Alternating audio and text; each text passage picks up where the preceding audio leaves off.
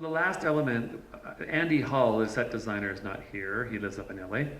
And I can talk briefly, I promise, about how we developed this new set. The challenge with designing A Christmas Carol is that you have 1 billion locations to go to. You have to go there like that, like with magic. You're in Scrooge's bedroom. They talk about bed curtains and falling asleep on the bed and all of that and the fire. There's so many things you have to show. So choose not to show any of them. That was our motto.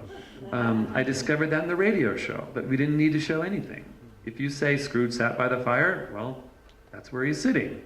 And so when Andy and I first started talking about the set, the one thing I think the one major thing that I contributed to his set design, which I take no credit for in any way, is I wanted to be two-dimensional flat paintings on everything. I wanted it to feel like someone unfolded all of these drops out of an old trunk and put them up. And we found these pictures of toy theaters, Victorian toy theaters. Everything was flat and everything, because I wanted it to be a playground. I wanted it to be a place where like the children's imagination can take over. And so I wanted it to feel like a paper doll, paper theater. And then we found some images of these street theaters in Europe that had these painted drops. And they had like the green velvet curtains were actually just painted on, they weren't real. And so that was the main thing I talked about.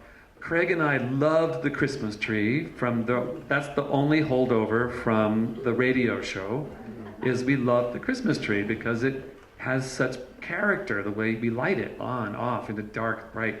And so that's the holdout. Everything's built around that Christmas tree.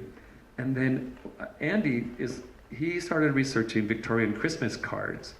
And that's where all the imagery along the drop came from. He says that hand up there is Charles Dickens' hand, pulling the curtain back.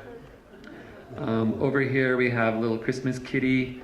And over here we have a little kissing couple. It's all this, and these these snowflake drops. And it all came out of his research with Victorian Christmas cards and trying to create an environment that just reeked of the holidays.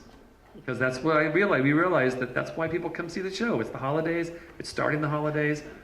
Revel in it.